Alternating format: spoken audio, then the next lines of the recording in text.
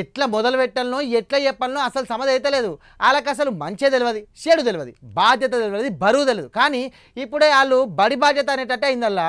బాల్యము చిన్నతనంలో శిల్పాలు చేసుడు, ఆడుకున్నాడు, పాడుకున్నాడు, చదువుకున్నాడే పని. కానీ అంతకుమించి ఖర్చులు ఏమున్నాయి, బరువులు ఏమున్నాయి, నెత్తి మీద పడితే ఎట్లుంటుంది కదా. ఒక్కోళ్ళు చాలు, ఇద్దరు అద్దంటారు చాలా మంది. కానీ వీళ్ళు ఎయ్యబట్టి ఎంతమంది బాధపడతారు ఎరికైనా.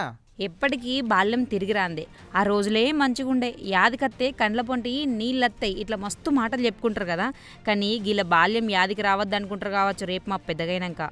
వీళ్ళిద్దరు అక్క చెల్లెండ్లు. మళ్ళీ ఎత్తుకుంటున్న ఇంకో పిల్ల సుతం చెల్లెనే ఇళ్ళకు. అయ్యో కింద పడెత్తారు, వాళ్ళ అమ్మ నాన్న ఏడుర్రు, ఆ చెత్తుకోర్రి ముసలోళ్ళన్న లేరా, ఈ పిల్లగాళ్ళు కింద ఎత్తేస్తట్టుర్రు అని మీ మనసు మదన పడుతుంది కదా. కానీ కూలికి పోయిన వాళ్ళు ఎట్లత్తారు, ఏడత్తారు. ఆవు ఓ ఇంటికడ పిల్లగాళ్ళు నిడిచి కూలికి పోయారు వాళ్ళు. వాళ్ళిద్దరు పిల్లగాను 4వ తరగతి చదువుతుర్రట. అయితే కూలికి పోవాలంటే చిన్న బిడ్డ ఉంది, బిడ్డను చూసుకుంటే తిండి ఉండదు. అటు పోతే బిడ్డను చూసుకుంటే వాళ్ళు ఎవరు లేరు. అందుకే పిల్లగాండ్లను ఇంట్లో ఉండు అని కూలికి పోతుర్రట ఇల్లు. సార్లకు తెలిసి లేదు పిల్లగాండ్లకు చదివే ఇంపార్టెంట్, అవసరమైతే ఆ పిల్లను కూడా పట్టుకొచ్చుకొని ఈడనే చదువుకోమని చెప్పిర్రట. సినిమా స్టోరీలకు కనిపించిన ఇదే నిజముల్లా. ఆ పిల్లగాండ్లు బడి బంద్ చేసి ఇంట్లో ఉంటే సార్లు వచ్చి పిల్లగాండ్లను ఆ చిన్నపిల్లతో సహా తోలుకొని పోయిర్రు. అప్పటి సంది రోజుగంతే చిన్నపిల్లని తీసుకుని 4వ తరగతి చదివే అక్కలు చెల్లని ఎత్తుకొని పాఠాలు వింటారు, రాస్తారు, చదువుతుర్రు. నిర్మల్ జిల్లా బ్రహ్మపూర్ బల చదువుతుర్రు ఈ అక్క చెల్లెన్లు. అయితే కొంత 2-3 పిల్లలకు వాళ్ళ యొక్క చెల్లెలు తమ్ముడు ఉండడం వల్ల కొంత ఇర్రెగ్యులర్ అనేది మేము కనిపించింది. ఇది గ్రహించి మేము ఆ కాలనీకి వెళ్ళి పిల్లల యొక్క తల్లిదండ్రులతో మాట్లాడి అబ్జర్వ్ చేసిందంటే వాళ్ళ ఇంటి దగ్గర అమ్మ నాన్నలు కూలి పనికని పొద్దున్న వెళ్ళిపోతుంటారు. ఇది గ్రహించి ఏం చేసినామంటే పిల్లల తల్లిదండ్రులతో మాట్లాడి ఆ చిన్న పిల్లలకు కూడా వాళ్ళ అక్కలు వెంట స్కూల్కి తీసుకురమ్మని చెప్పడం జరిగింది.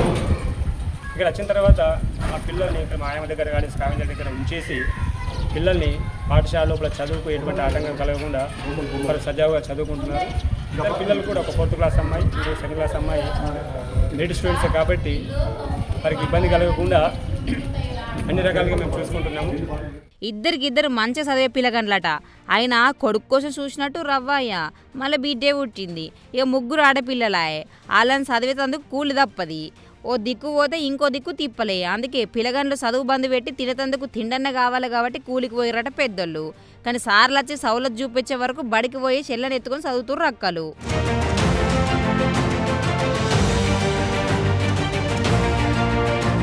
ఆ పిల్ల ఇంకా బక్కగానే ఉంది చూడుర్రి, ఆసరా లేనట్టే ఉందిగా. అమ్మ లేకపోతే పాలెట్లా, తినిపించేది ఎట్లా. గింత చిన్నప్పుడే చెల్లకు అమ్మాయినరా పిల్లగండ్లు. ఇటు పిల్లగండ్లు అందరికందరు బాధపడుతుర్రు కదా. చదువు చక్కగా చదవలేరు, చెల్లకు తిండేం పెట్టనో తెలియదు, తింటదో లేదో, బుద్రకిచ్చి ఎట్లా తినిపియన్నో, లాలెట్లా వాడతారు. అయ్యో దేవుడా, గిసొంటి కట్టాలు వెట్టక ఏవలకంటారు ఈ ముచ్చట చూసిన జనాలు.